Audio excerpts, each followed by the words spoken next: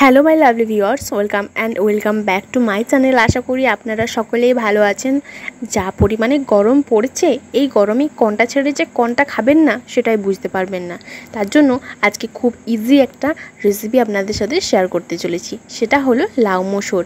এই গরমের মধ্যে ডালের সাথে যদি লাউ দিয়ে বানানো যায় এরকম লাউ মসুর, তো আপনারা সকলেই খেতে খুব পছন্দ করবেন, আমি আপনাদের গ্যারেন্টি দিচ্ছি।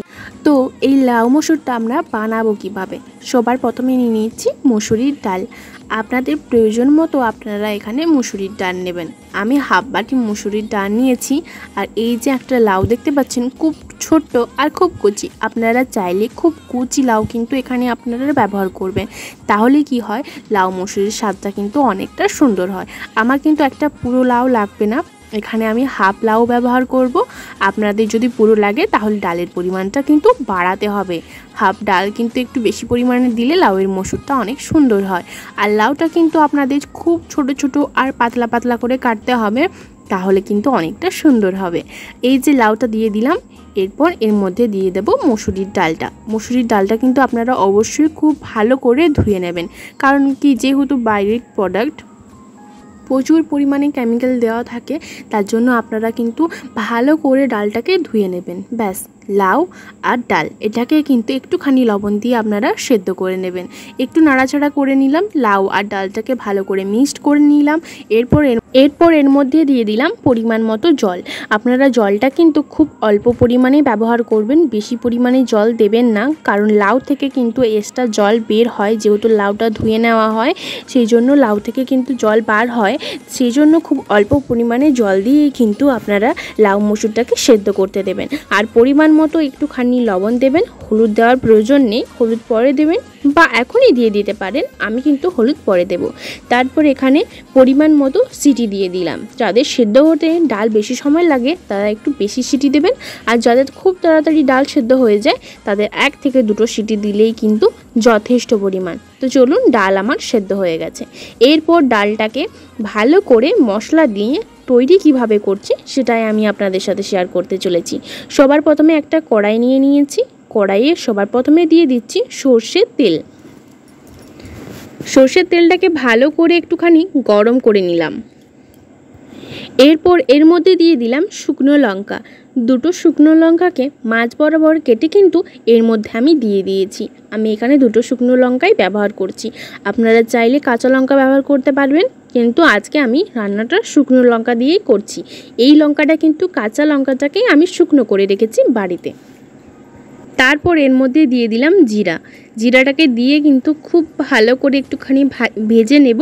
ভাজা হয়ে গেলেই কিন্তু এর মধ্যে একটার পর একটা মশলা আমরা দিতে থাকবো। সবার প্রথমে পেঁয়াজটাকে খুব ছোট ছোট করে কুচিয়ে রেখেছিলাম, একটা গোটা পেঁয়াজ দিয়েছি। পেঁয়াজটাকে খুব সুন্দরভাবে নাড়াচাড়া করে কিন্তু আমাকে এখানে ভেজে নিতে হবে। তো চলুন, একটু সময় ধরে পেঁয়াজটাকে ভেজে নেওয়া যাক।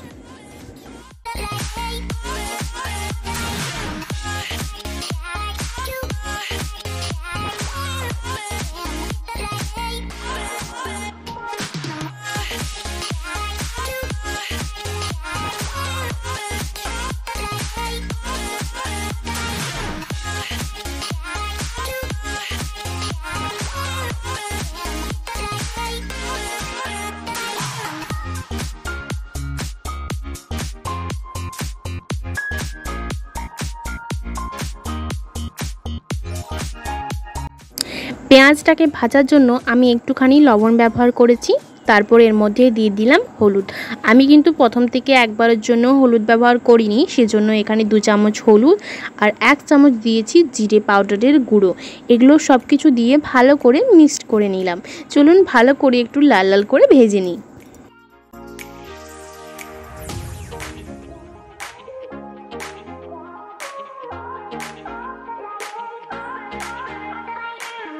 তারপর এর সাথে দিয়ে দিলাম স্বাদ মতো চিনি। যেহেতু লাউ, সেহেতু একটু স্বাদ মতো চিনি দিলে এর স্বাদটা কিন্তু একটু ভালো হয়ে থাকে। তার জন্য হাফ চামচ দিয়ে দিলাম স্বাদ মতো চিনি। তারপর এখানে দেব আগের থেকে ছোট ছোট করে কেটে রাখা টমেটোর কুচি। আপনারা অবশ্যই টমেটো ব্যবহার করবেন, আর আমি এখানে লাল লাল পাকা একটা ছোট্ট টমেটো ব্যবহার করেছি। আর ভালো করে চলুন টমেটোটা এর মধ্যে মিক্সড করে নেওয়া যাক।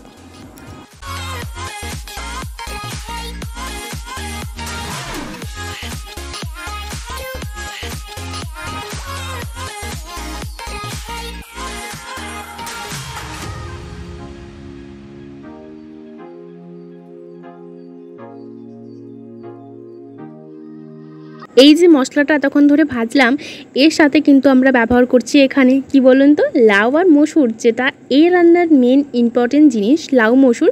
সেই লাউ মসুরটা কিন্তু এরপর এর মধ্যে ঢেলে দিলাম। সেই লাউ মসুরটা এরপর এর মধ্যে ঢেলে দেওয়ার পর ভালো করে নাড়াচাড়া করে কয়েক মিনিটের জন্য আমরা কিন্তু ফুটতে দেব।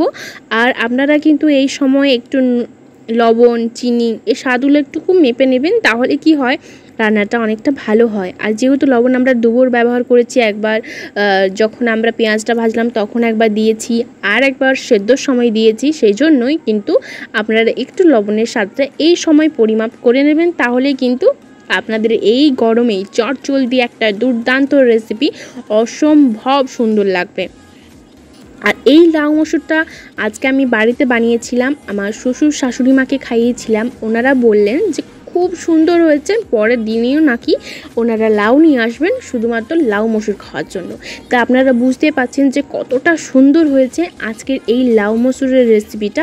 আপনারা যদি এই সুন্দর একটা লাউ মসুরের রেসিপি বাড়িতে বানাতে চান তো অবশ্যই একবার বাড়িতে বানান, আর আপনারা আপনাদের প্রিয় মানুষদের একবার খাওয়ান।